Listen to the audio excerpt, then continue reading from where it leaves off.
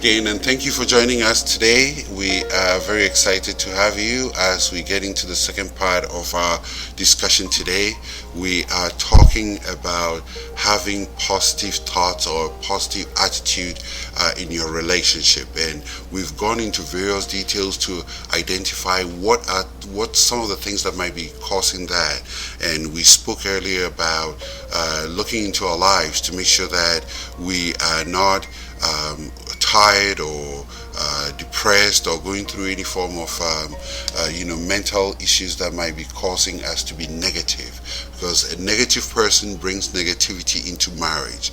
So we have to ensure that we are getting rid of all the negativity. We said earlier that Dr. Gotham has something he calls the magic ratio, where he says for every negative create five positives. So we have to get into the behavior of creating some positive vibes in our relationship. It can be a challenge at times, and no relationship or marriage is perfect. However, having fun, being open to communication, and enjoying each other are some of the keys to help you build a happier and more healthier relationship. So the ratio of having 5 positive interactions to every 1 negative. So that puts us on the course of making sure that we are really going to work hard to ensure we have a lot of positive interactions in our relationship. So as we move along, how can we change the negative thinking patterns? So this is coming to us as individuals. What are some of the things we do to change those negative patterns as we learn to bring positivity into our relationship? If you are chronically negative, you can change your pattern of negative thinking. However, you have to want to make the change, and no one can do it for you. So before we went on that quick break, we said that what do you do when you live with somebody who is negative? There is so much your spouse can do for you. A lot falls on your shoulders. A lot of it is your responsibility. A lot of it comes down to you. And when we talk about this in light of marriage, we have to realize that if you're a negative person, you can bring this to work. You can bring this to your friends. You can bring this to your church or your social circles or your sports club or whatever you do outside your family life. So being positive does not only impact your relationships or your marriage, it affects everything else in your life. So it's very important that we address this as an individual to make sure that we are whole, to make sure that we are ultimately a very positive person. So one of the things I'll say, in addition to offering all the practical things that we need to do, ultimately this is something that if you think you're struggling with, seek God about it, pray about it, because as we know, prayer is always the best approach to dealing with any issues that we have. Sometimes we tend to think that we can always use muscle to deal with all the things, but we need grace, we need divine help to deal with some of these issues if we think that it's impacting us in ways that it's not adding to our lives and our relationship.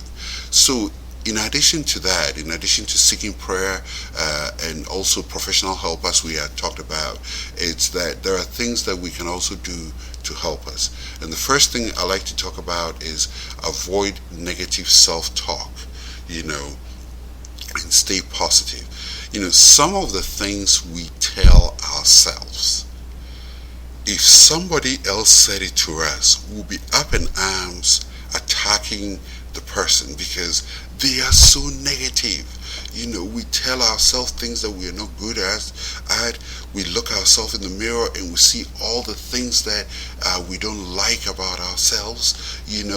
We focus too much on our failures and the things that we couldn't achieve, and we look at where we are in life and compare it with other people and feel we are so terrible.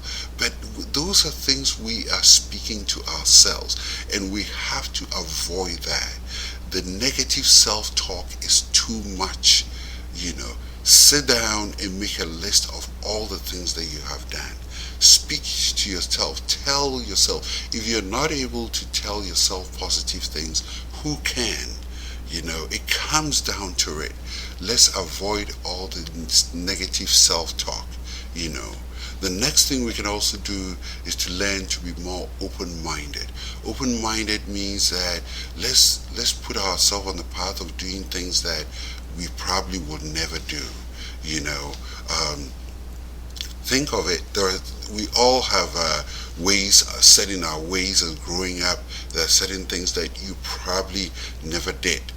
Growing up, and you've gotten to the point where we are so set in our ways. Some people are so set in their ways. They get up in the morning, go to work, come back, have dinner, sit by the TV, go to bed. You can almost throw a dice and it always lands in two places. Either there are two or three places, or maybe a fourth, if I might say. Work, home, sleep, church, and they repeat the whole cycle all over again.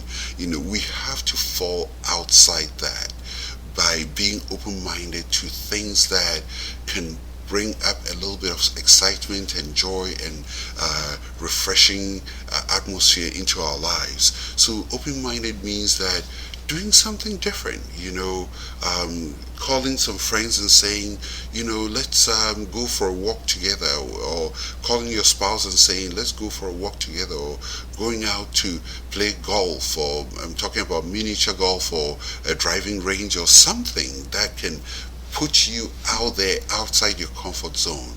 It's important that we do things that help us to open up and also challenge us to the point of ensuring that we are not stuck in our ways, we are not stuck in a small hole, but we're really opening up our lives to creativity and things that bring us joy, satisfaction, and love. The next thing also is to cultivate gratitude. I know my wife writes a gratitude journal. She has a book where she sits and writes all the things that are going great. And this is not to say that life is not challenging. We all hit difficult things, but if we can look beyond that and look at the things that are going well. I'm thinking about it today, and if you read the book of Daniel, this guy was so positive.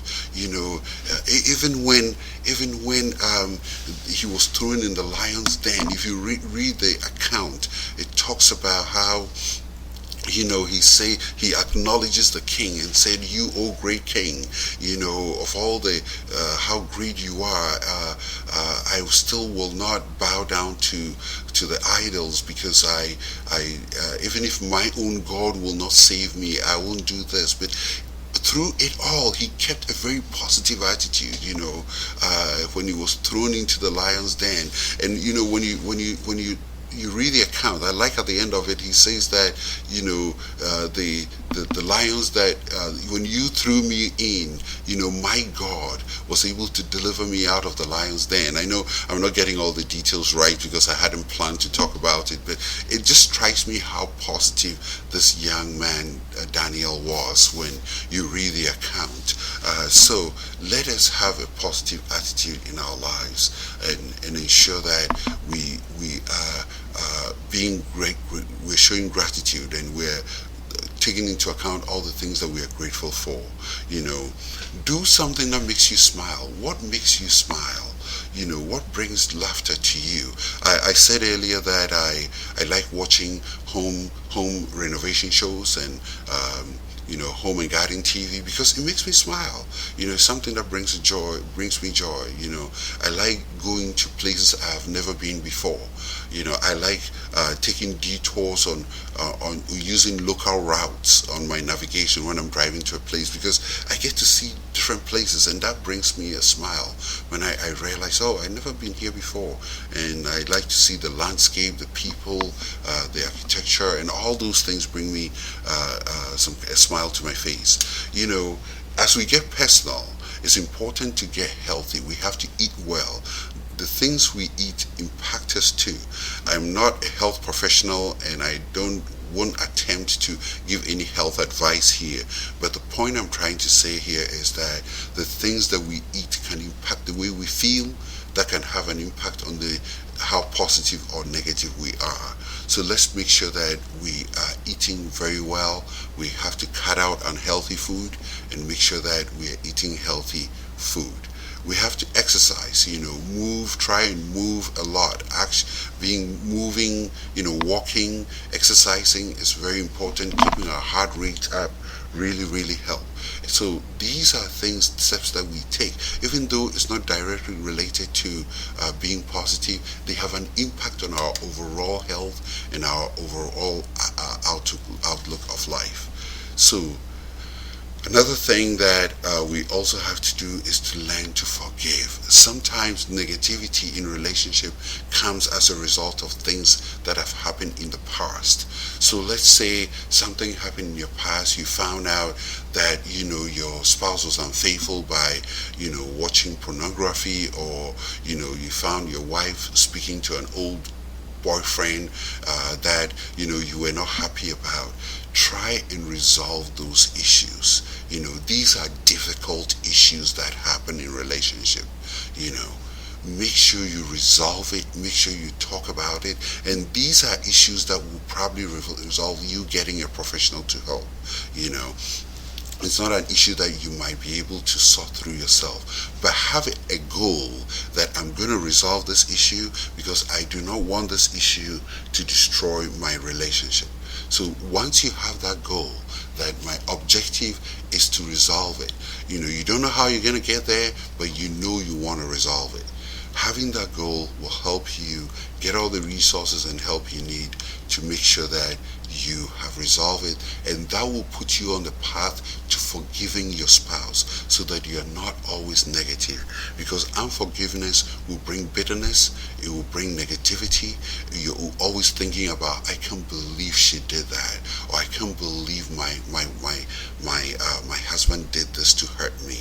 But it could be that they were going through, I'm not giving an excuse here, but they were probably going through their own form of weakness that contributing to that. So getting to the root of that will help us overcome it, and will help you also put you on the path of ensuring that you are thriving in your relationship. Joel Austin said something that sometimes the most spiritual thing to do is to sleep. Sleep is very important. It's refreshing. Sleep is a medication. It really resets you. It helps you to think clearly. It helps you to be comfortable with yourself. So plan to get some sleep. Plan to get some rest. I often say that you can have a ritual to always sleep early on Wednesdays. Wednesday you go to bed early, and then on weekends, maybe on Sunday afternoon, take a nap. If you add these two to your night sleep, you will really feel good throughout the week. So plan these things and let them happen. Even though sleep is not directly related to your relationship, it can help your relationship in so many ways. So make sure you're getting some much needed sleep. Now, it's time to look outside ourselves. Help other people. See what you can do to help another person. So sometimes at the end of the day, it's not just about us. It's about what we can do to help other people, our community, our family, our extended family. Maybe go to your cousin or your brother's house and help him mow the lawn, or cut the grass, or help somebody move. All these things help you to see positivity in the world we live in. So let us put ourselves on the path of ensuring that we are not only looking into ourselves, but also others. So we have to also practice mindfulness. And when I say mindfulness, that's a whole topic on its own. Mindfulness is being in the present. So when you're with your friends, make sure you are there and your mind is not roaming on other things. When you're with your wife, make sure you are there. I'm taking a walk with my wife. I'm going to think about us. I'm going to be here. I'm going to talk about us. When you're with your children, make sure you're there. You're not on your phone and flipping and picking calls and all of that.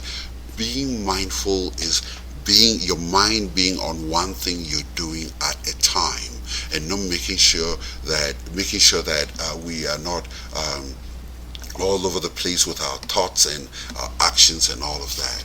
It shows disrespect to the people we are with. So mindfulness will also help us to bring out positivity in our lives. My name is Akwesi Apong. This is Sunlight Radio Online.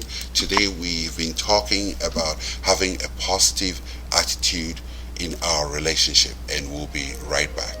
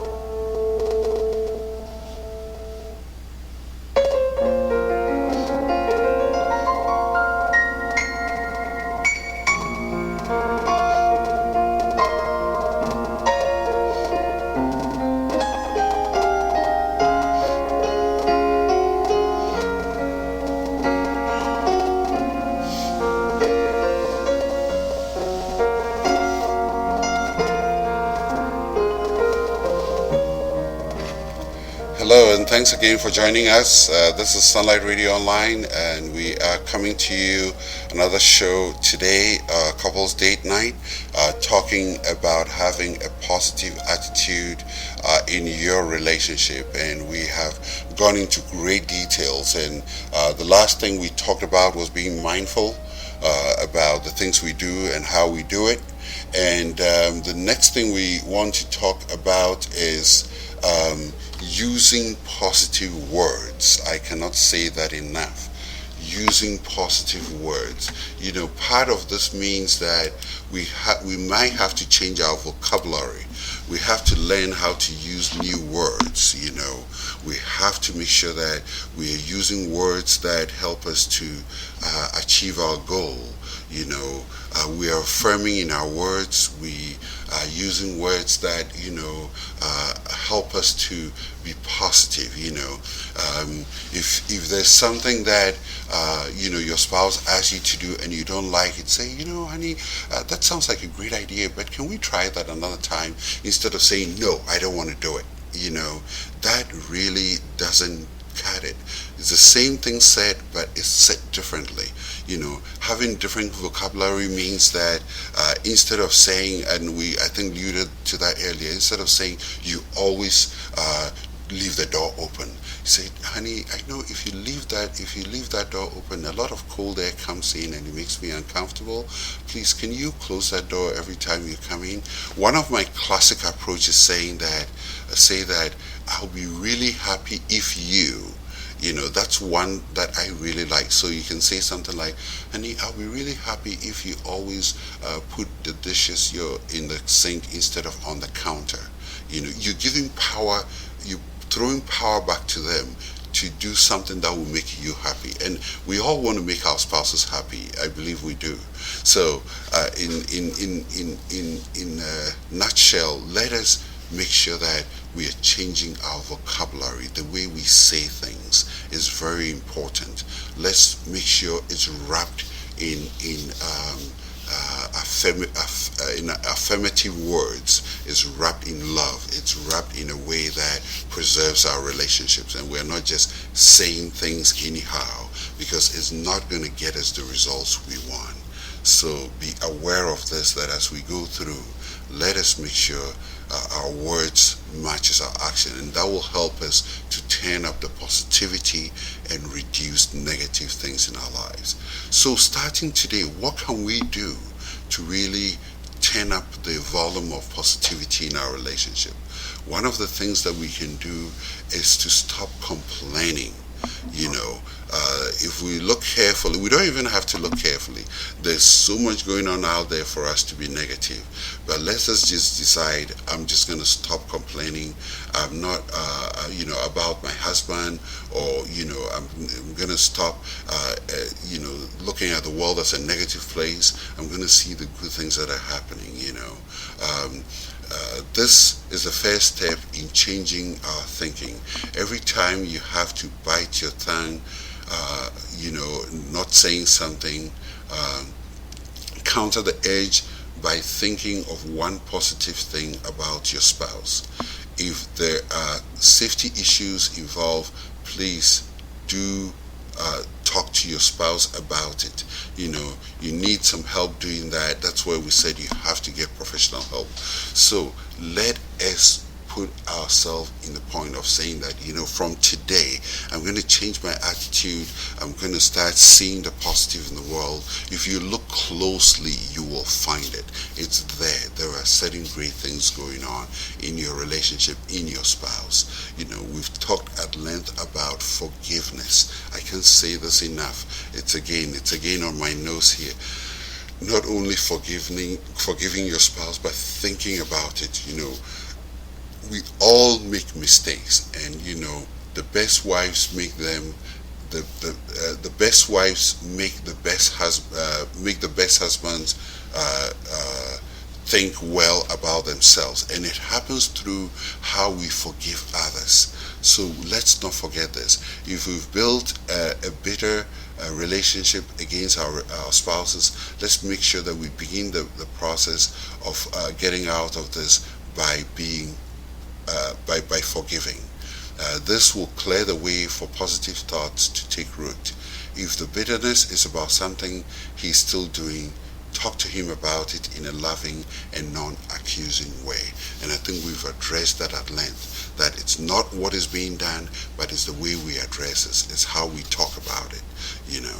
So the next thing I'd like to talk about is our expectations. What expectations do we have in life? That can cause us to be bitter, especially when we have expectations that are unrealistic.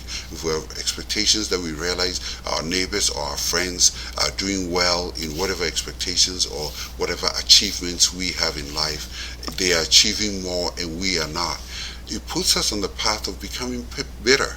So the question is, what are our expectations? Our thoughts about our husbands can go from he's great to he's awful. Expectations can get out of control. How does that happen? We expect him or her to be like our best friends' husbands or wives. We expect our spouses to do things that even the wealthy people or the most successful people in this world cannot even do. We expect him to solve all the problems in this life. Does that sound like something that we've all done? We have to make sure that we take a look at some of the expectations that we have. Some could be so subtle we don't even know it's there. We could set these personal expectations that, I want my spouse to be able to take care of all these problems for me. But in reality, we cannot even do those things ourselves. So let us put ourselves on that path of ensuring that we are setting the right expectations. Finally, let us plant good seeds. Good seeds meaning that we are going to start doing things that will help us develop that positive environment in our life. We're going to start taking those steps. We're going to put things in place, like going on that walk, like spending some time. One of the things that my wife and I are doing now is we're reading a book together. So we get a book that we think that it's something we both enjoy, and we sit down and we read the book together and we discuss some of the things that we read. Those are some of the seeds that we are planting to ensure that we're not having negativity growing in our relationship. So this is my challenge to you today, that let us begin the path of ensuring that we're building positive vibes in our relationship. We're reducing the negativity, and we're putting on our path to ourselves on a path to ensure that we're enjoying life with our spouse. Because uh, this is our lot in life. Ecclesiastes 9:9. If you go and read, this is our lot. This is the only thing that you have. That if we invest in this relationship that we've been blessed with, there's so much good in it, because this is it. So let us put all our effort into it, to ensuring that we are enjoying life with our spouse. Thank you for joining us today.